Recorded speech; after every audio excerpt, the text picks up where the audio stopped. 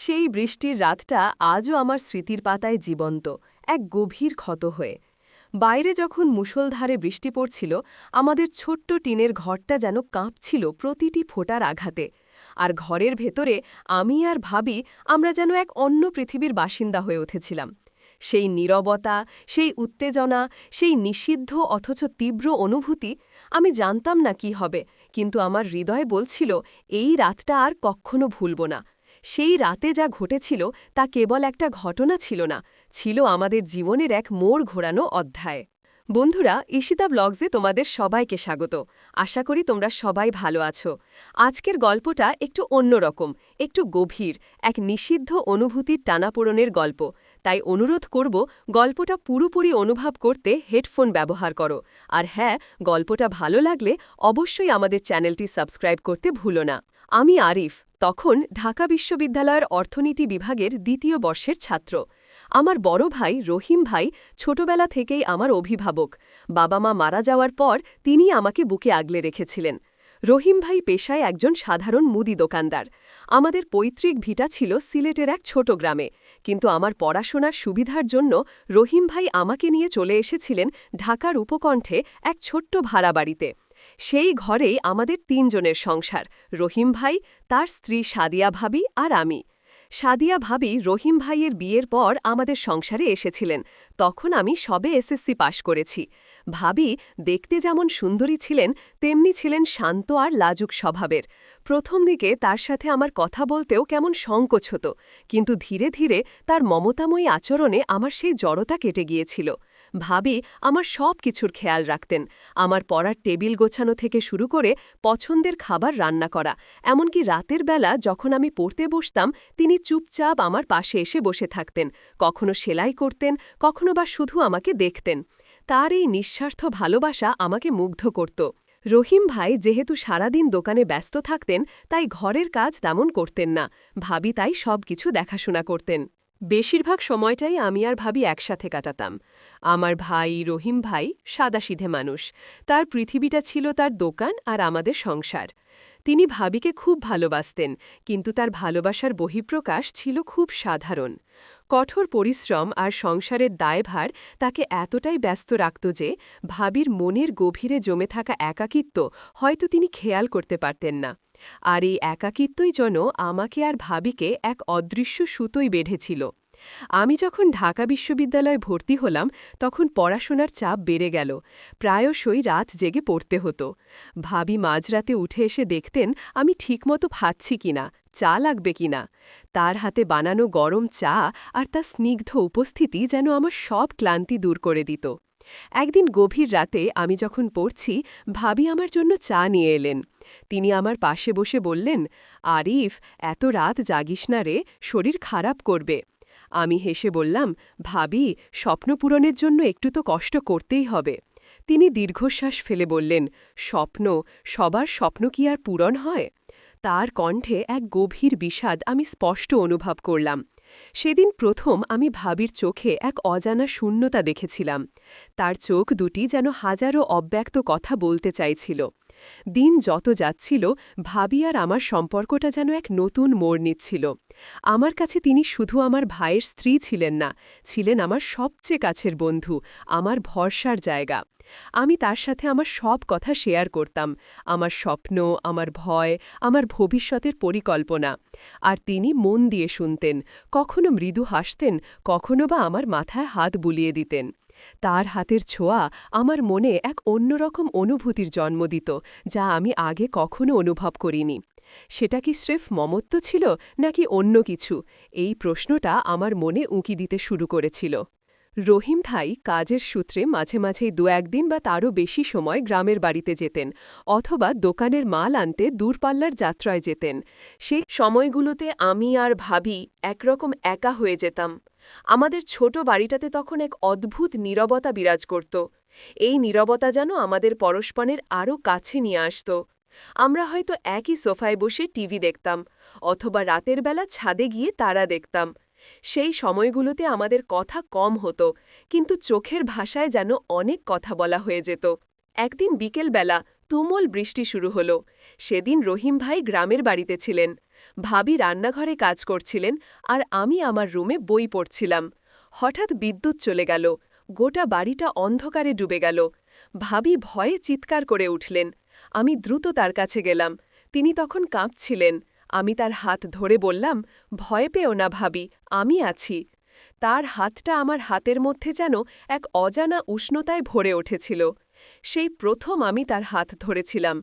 বিদ্যুৎ ফিরে না আসা পর্যন্ত আমরা রান্নাঘরের চৌকাঠেই বসেছিলাম, হাত ধরে। সেই মুহূর্তটা আমার জীবনের এক অবিস্মরণীয় মুহূর্ত হয়ে রইল। এরপর থেকে আমাদের মধ্যে একটা নীরব বোঝাপড়া তৈরি হয়েছিল। আমরা দুজনেই যেন অনুভব করতাম যে আমাদের সম্পর্কটা আর সাধারণ ভাই-ভাবের সম্পর্কের মধ্যে সীমাবদ্ধ নেই। মাঝে মাঝে আমি যখন ভাবির দিকে তাকাতাম, দেখতাম তিনিও আমার দিকে তাকিয়ে আছেন। আমাদের চোখাচোখি হলে তিনি দ্রুত চোখ নামিয়ে নিতেন, তার গালে লালের আভা ফুটে উঠত। আমি সেই লালিমায় এক নিষিদ্ধ আকর্ষণের ইঙ্গিত পেতাম। আমার ভেতরে এক অস্থিরতা কাজ করত। আমি জানতাম এটা ভুল, কিন্তু আমার মন যেন কিছুতেই মানতে চাইত না। একদিন ভাবি খুব অসুস্থ হয়ে পড়লেন। তার প্রচণ্ড জ্বর এসেছিল। রহিম ভাই তখনও গ্রামের বাড়িতে ছিলেন। আমি ভীষণ ভয় পেয়ে গেলাম। রাতারাতি তাকে ডাক্তারের কাছে নিয়ে গেলাম।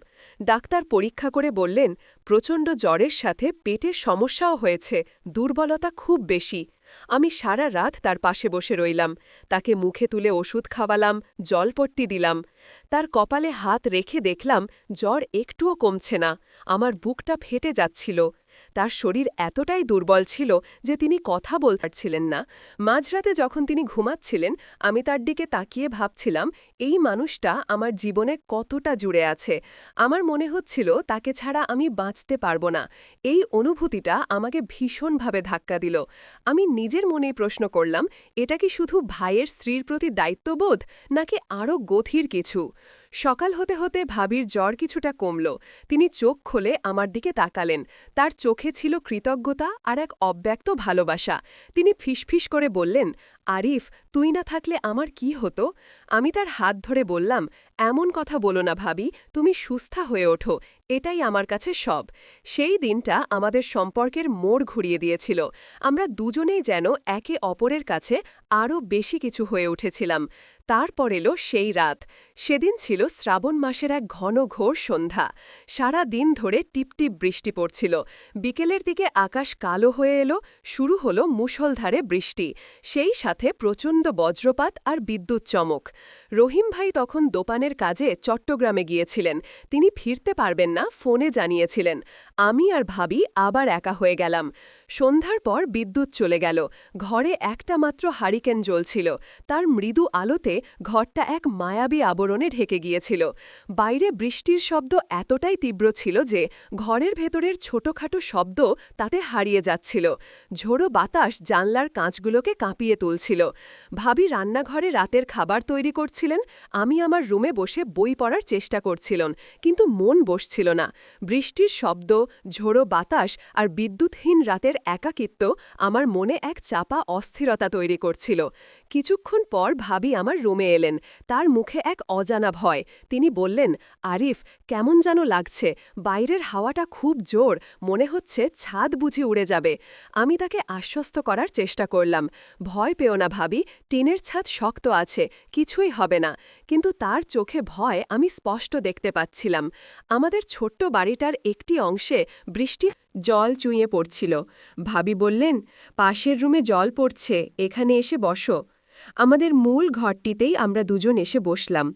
হারিকেনের আলোতে আমাদের দুজনের ছায়াই দেয়ালে নাচছিল।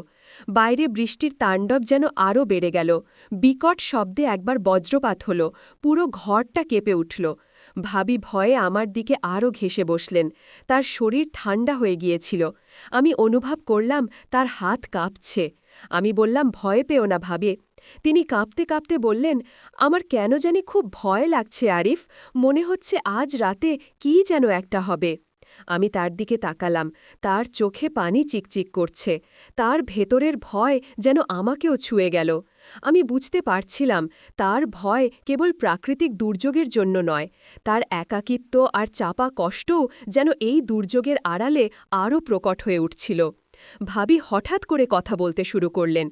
তার কণ্ঠে ছিল এক গভীর বিষাদ। জানি শারিফ, ছোটবেলায় আমারও অনেক স্বপ্ন ছিল। ভেবেছিলাম পড়াশোনা করব, চাকরি করব, কিন্তু বাবা মার পছন্দে রহিম ভাইয়ের সাথে বিয়ে হয়ে গেল। রহিম ভাই ভালো মানুষ, কিন্তু তিনি থেমে গেলেন। আমি তার দিকে প্রশ্নবোধক দৃষ্টিতে তাকালাম। কিন্তু কি ভাবি?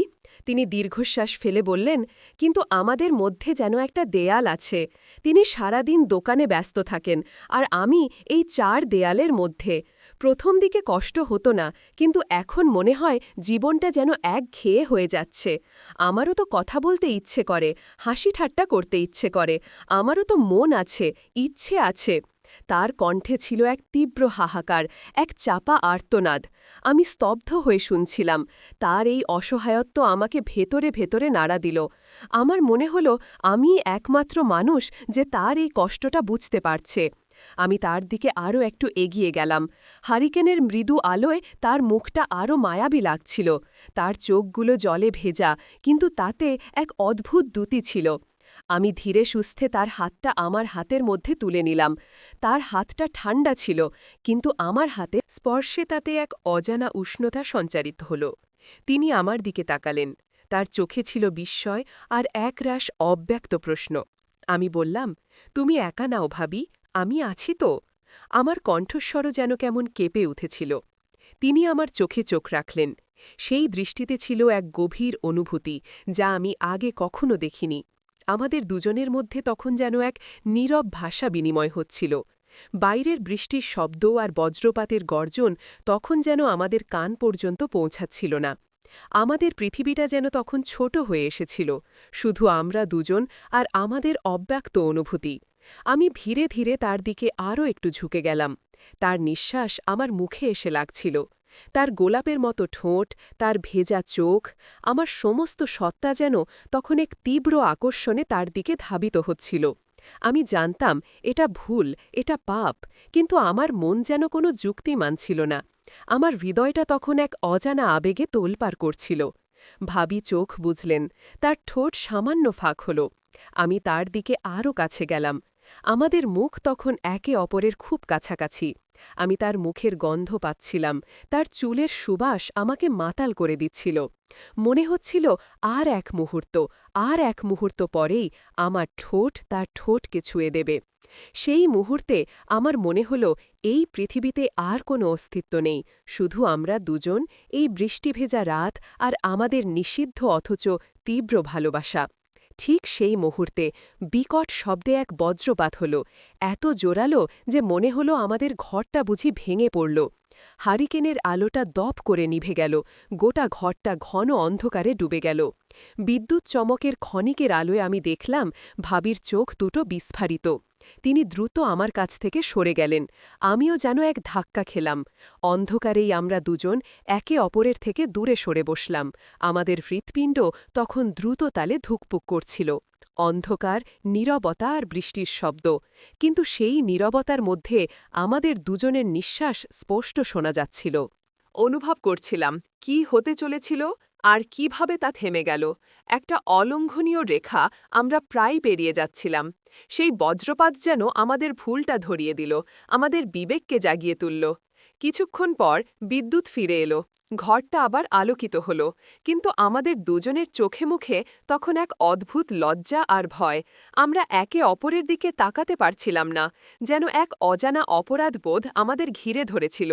যদিও শারীরিকভাবে কিছুই ঘটেনি, কিন্তু আমাদের মনে যা ঘটেছিল তা ছিল এক গভীর পাপ। আমরা দুজনেই জানতাম সেই রাতের নীরবতা, সেই চোখের ভাষা, সেই কাছাকাছি আসা, তা ছিল এক নিষিদ্ধ সম্পর্কের হাতছানি। সেই রাতটা যেন আমাদের জীবনের সব সমীকরণ পাল্টে দিয়েছিল। পরদিন সকালে যখন ঘুম ভাঙল, পৃথিবীটা যেন অন্যরকম লাগছিল। বৃষ্টির পর প্রকৃতি শান্ত, স্নিগ্ধ, কিন্তু আমাদের মনে তখন এক অন্যরকম ঝড় বইছিল।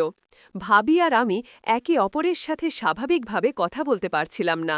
এক অদ্ভুত জড়তা, এক গভীর অস্তিত্ব আমাদের ঘিরে ধরেছিল। আমি জানতাম এভাবে চলতে পারে না।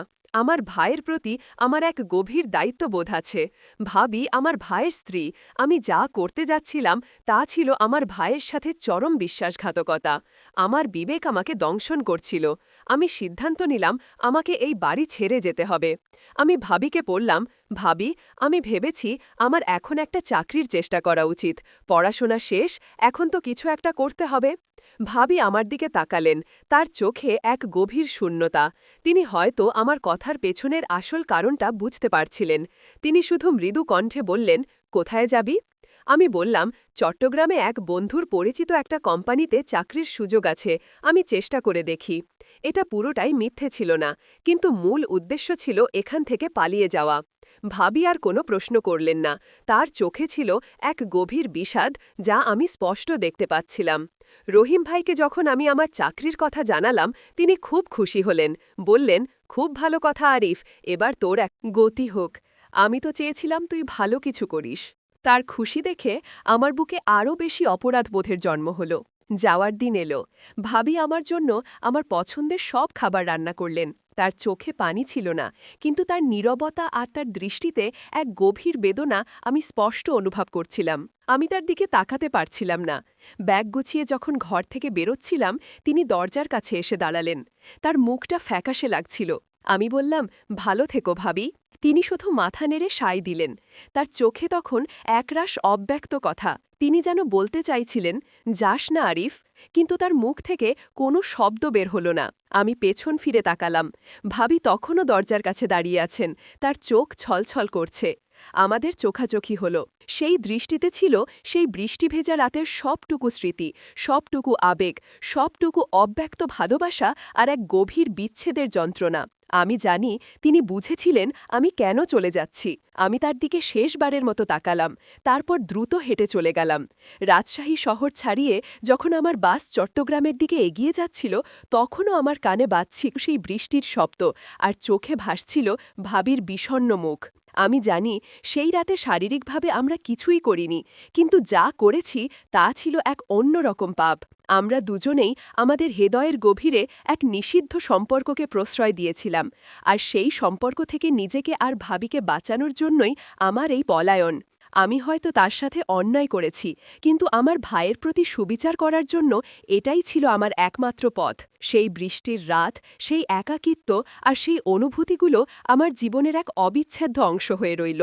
আজও যখন বৃষ্টি হয়, আমার মনে পড়ে যায় সেই রাতটা, আর ভাবি যে আমার জীবনে এক গভীর ক্ষত আর মিষ্টি স্মৃতির নাম। গল্পটা কেমন লাগলো বন্ধুরা? তোমাদের অনুভূতিগুলো কমেন্ট বক্সে জানাতে ভুলো না। তোমাদের লাইক আর কমেন্ট আমাদের জন্য খুবই গুরুত্বপূর্ণ। আর হ্যাঁ, ঈশিতা ব্লগসের আরও এমন সুন্দর গল্প শুনতে আমাদের চ্যানেলটি সাবস্ক্রাইব করে পাশে থেকো। দেখা হবে পরের গল্পে।